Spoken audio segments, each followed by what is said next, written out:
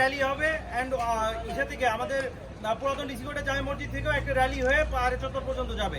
তো আমরা পরে যে লাস্টে ওনাদের সাথে আমরা অ্যাড হবো, সবাই একসাথে যত মানুষ হইতে পারি তত ভালো। So first of foremost rule সেটা হচ্ছে, আনফর্চুনেটলি আপনারা যারা এক্সস্ট আনছেন বাইকে, তারা প্লিজ বাইকটা এক্সস্টওয়ালা বাইক নেবেন না। আর যারা যাবেন তারা হেলমেট অনেকে আনেন নাই, ওকে ফাইন, একটু সাবধানে সবাই সেফলি রাইড করবেন।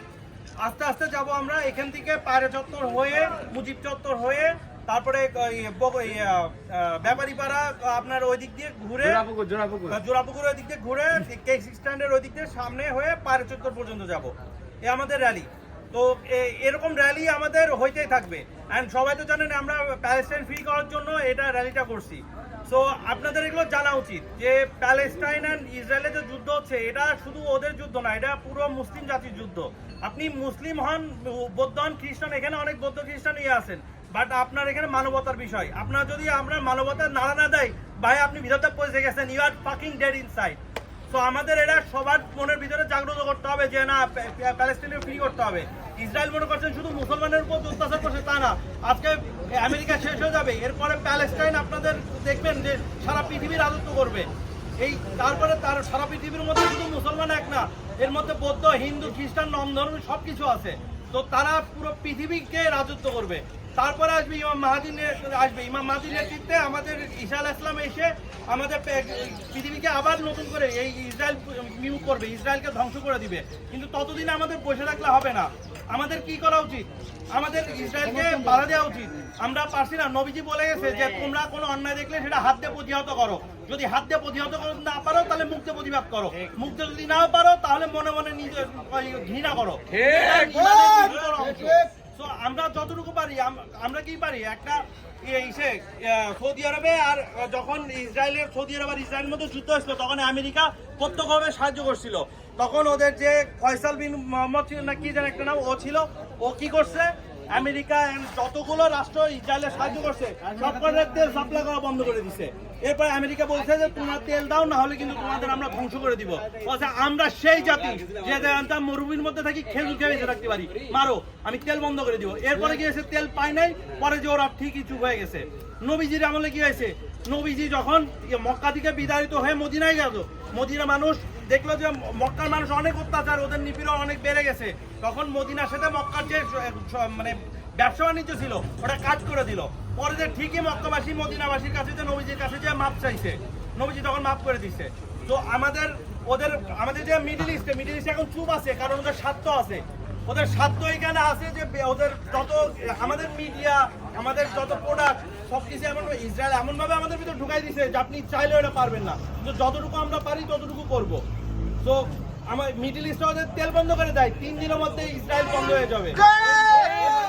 কিন্তু এটা করছে না, কারণ ওরা স্বার্থ আছে, স্বার্থ ছাড়া কেউ কাজ করবে না। তো আমরা বাংলা একটা ছোট্ট শহর, কিন্তু আমরা বাঙালি, এটা মাথায় রাখতে হবে। আমরা বাঙালি, আমরা পারবো, আমরা যদি ইচ্ছা করি আমরা পারবো। আমরা কি পারবো? আপনাদের এখানে অনেকে আছেন ব্যবসা করেন, আপনাদের এখানে বাপ মা যারা আছে অনেকের বাপ ব্যবসা করে, ইসরায়েলি প্রোডাক্টের ব্যবসা করে। কিন্তু আমি বলি ইসরায়েলি প্রোডাক্ট যদি ইউজ না করেন, অন্য কোনো প্রোডাক্ট নিয়ে চলে যান, আপনারা মরে যাবেন না, খেয়ে পরে বাঁচবেন। তো অনেকে আমাদের জেলা অনেকেই করছে যে ইসরায়েলি প্রোডাক্ট অনেক দোকানে অনেক মাইকিং করছে, যে অনেক জেলায়, যশোর, কুষ্টিয়া, ইভেন আমাদের গোয়ালপাড়ায় অনেক জায়গায় মাইকিং করছে ইসরায়েলি প্রোডাক্ট ব্যান করে দিতে হবে। তো আমরা সেটা মানে তাদের উপর জুলুম চাপিয়ে দিব না। আমরা যে কোনো ডেট দিয়ে যে এত ডেটের মধ্যে এরকম ইসরায়েলি প্রোডাক্ট সেল করা বন্ধ করে দিতে হবে করবো না। আমরা বলবো যে যতটুকু আছে সেল করেন, এরপর আর এনেন না। আর আমরা নিজের বিবেককে প্রশ্ন করেন, নিজের বিবেকে প্রশ্ন করে যতগুলো ইসরায়েল প্রোডাক্ট আছে কোনো আমরা আর ইউজ করবো না। পোক হোক, যাবে না পোক, আপনার যত ওয়াশিং মেশিন, যত প্রোডাক্ট আছে ইসরায়েল প্রোডাক্ট, ওর বিকল্প হিসেবে আমরা দেখবো। আপনার মোবাইল আছে, you have a fucking phone, right? Go to the internet and search the product, Israel product, and ban this. Don't buy this. আপনি আপনার একটা প্রোডাক্ট ইউজ করবেন না, তো আরেকজন আরেকটা প্রোডাক্ট ইউজ করতে দেখবেন সব বন্ধ হয়ে গেছে। এইভাবে আমরা ওদের ইসরায়েলে প্রতিহত করতে পারি। বাংলাদেশ সরকার যখন দেখবে যে 64 জেলায় মানুষ এগুলো বন্ধ করে দিচ্ছে, তখন ওরা একটা বড় টনক নড়বে। এইভাবে আমাদের সবাইকে এক হইতে হবে। তো আমরা এটা আমরা করবো যে সবাই আমরা যেখানে যাই, দোকানে বসি, চা বিড়ি খাই, যেখানে যাই বসি, আমরা বলো যে চাচা এটা সেল করেন না। মুদি দোকানে যাই, বলে চাচা এটা সেল করেন না। আপনি যে কোনো দোকানে যান, সুপারশপে যান, বা চাচা এটা সেল করেন না। আপনি যদি মুসলমান হয়ে থাকেন, আপনার এই টাকা দিয়ে, ট্যাক্সের টাকা দিয়ে মারছে, আপনি কি মনে করেন যে আপনার যে বাচ্চা, ছোট ছোট বাচ্চা যারা মাসুম বাচ্চা, এমন হয়েছে যে মারপিটে ভূমিষ্ঠ হয় নাই সেই বাচ্চা বন্ধু মেরে ফেলা দিছে, ভূমিষ্ঠ বাচ্চা মেরে ফেলা দিছে, ছোট ছোট বাচ্চা যার মাথা নাই মাথা ছাড়া কবর দিছে ওরা। হ্যাঁ, আপনারা গেলে 5 ওয়াক্ত নামাজ পড়েন, ফজর জোহর আসর মাগরিব এশা।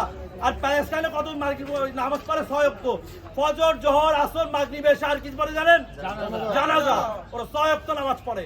সো আপনারা জাস্ট একটু ভাবেন, মানে ধরেন বাসের ফ্যামিলির টাইম দিচ্ছেন, আপনারা মনে করেন বাসে যে আমার এই যুদ্ধটা যদি এখানে হতো কি হতো, আপনার বাবা মার মারতো নির্বিশেষে, আপনার ছোট ভাই মারতো, আপনার নিজের বাচ্চারও যে মারতো, তখন আপনি কি চুপ থাকতে পারতেন? পারতেন না। তো আমাদের সবারই উচিত এভাবে একতা হইলে মানুষ কি না পারে, আমাদের এক হইতে হবে।